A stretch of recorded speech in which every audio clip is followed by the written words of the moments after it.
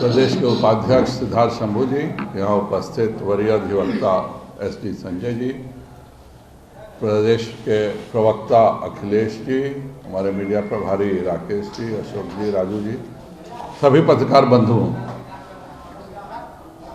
बिहार के निर्वाचन आयोग ने अपने स्वयं के विज्ञप्ति में कहा कि जब से चुनाव घोषित हुए नगर निगम के तब से मॉडल कोड ऑफ कंडक्ट लागू है और यह तब तक लागू रहेगा जब तक चुनाव समाप्त नहीं हो जाए और उसके बाद यह स्वतः समाप्त हो जाएगा।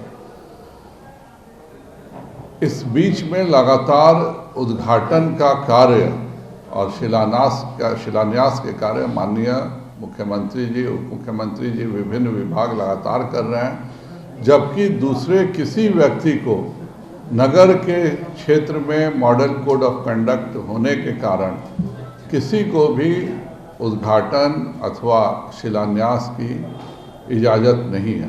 एडवर्टीजमेंट भी नहीं कर सकते और उस चीज़ का प्रचार भी वो नहीं कर सकते हैं। पर विगत आप सबों ने लगातार देखा है कि टीवी चैनल्स पर भी प्रायोजित कार्यक्रम चल रहे हैं, अखबारों में रोज़ एडवर्टीजमेंट आ रहा है कि उद्घाटन माननीय नीतीश जी करेंगे।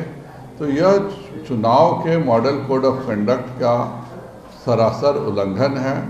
बिहार निर्वाचन आयोग से जब हमें न्याय नहीं मिला तो हम लोगों ने निर्णय किया कि हम इसके खिलाफ हाईकोर्ट जाएंगे और हम लोगों ने एक रिट फाइल किया है हाईकोर्ट में और हम हाईकोर्ट में माननीय उपाध्यक्ष सिद्धार्थ शंभू जी के द्वारा रिट फाइल किया गया है और मुझे पूरा विश्वास है कि बिहार निर्वाचन आयोग ने जो हमें न्याय नहीं दिया है वह न्याय निश्चित तौर से बिहार के उच्च न्यायालय द्वारा मिलेगा। हर सांसद विधायक के अधिकार संसदीय लोकतंत्र में एक बराबर है और जब बिहार के किसी भी नगर में कोई सांसद विधायक कोई उद्घाटन शिलान्यास नहीं कर सकता है तो मुख्यमंत्री जी और उप मुख्यमंत्री जी के द्वारा यह करना सरासर आदर्श चुनाव आचार संहिता का उल्लंघन है और हम सब कोर्ट में जाएंगे। मुझे पूरा विश्वास है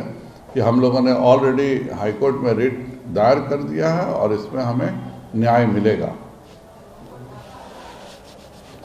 सर्कुलेट करा देते हैं जो सर, एक सवाल है कि बैठक हुई है उसमें मुख्यमंत्री नीतीश कुमार ने यह फैसला लिया है 2025 में विधानसभा चुनाव तेजस्वी यादव के नेतृत्व में लड़ा जाएगा।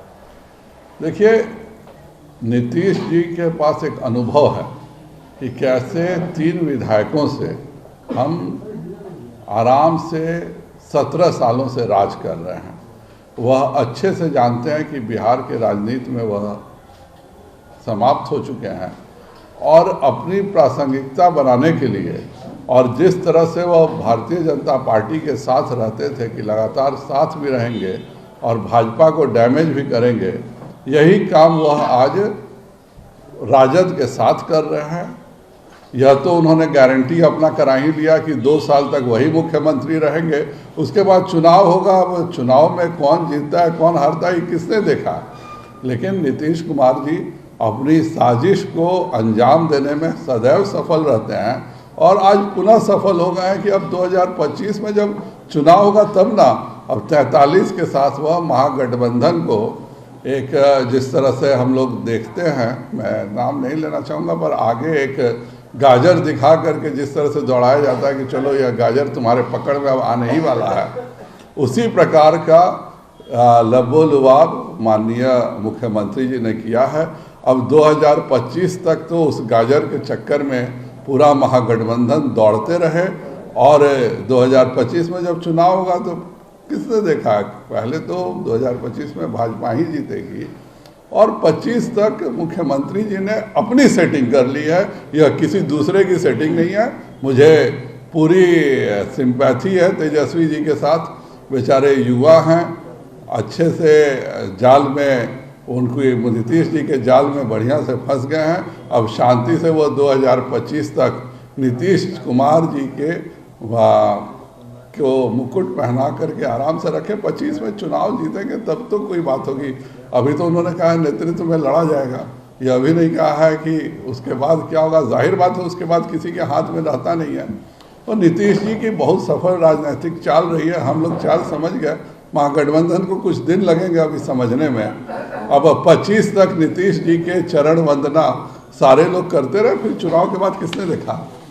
24 में क्या होगा? फिर 24 में नीतीश जी नेतृत्व करने जा रहे हैं, 24 में क्या होगा? कहीं फिर आप लोग के साथ आ जाएंगे 24 के बाद? भारतीय जनता पार्टी किसी कीमत पर उनको नहीं लेने जा रही है। हमारे माननीय नेता, माननीय गृह मंत्री जी ने जब पूर्णिया में एक बार यह स्टेटमेंट दे दिया है, भाजपा में हर चीज़ें बहुत सोच समझ कर होती हैं और हमारा जो केंद्रीय नेतृत्व फैसला करता है हम सब उसके साथ रहते हैं। जब उन्होंने सार्वजनिक मंच पर यह कह दिया कि हम किसी कीमत पर नहीं लेंगे नीतीश कुमार जी को, तो यह बात यहीं खत्म हो गई। नीतीश जी हर जगह 2-4 लोगों को छोड़ के रखते हैं, वैसे भाजपा में भी 2 को छोड़ के रखे होंगे। जैसे उन्होंने खुद स्वीकारा कि वो विजेंद्र यादव जी या ललन जी को उधर छोड़ के रखे थे और इसीलिए इधर उनको केंद्रीय मंत्री नहीं बनाए थे, आरसीपी को बनाए थे। तो ये उनकी आदत का शरीक आदत में शामिल है। तो वो जो 2 लोगों को छोड़ के रखे थे उनको कहते भी रहे, खुद मंत्री भी नहीं बनाए ललन जी को, और कहते भी रहे कि हम तो बनाना चाहते थे। और राजद के साथ वो हमेशा 2 लोगों को सटा के तो भाजपा के साथ सटा के रखते हैं, पर भाजपा में उनकी दाल नहीं गलने वाली है।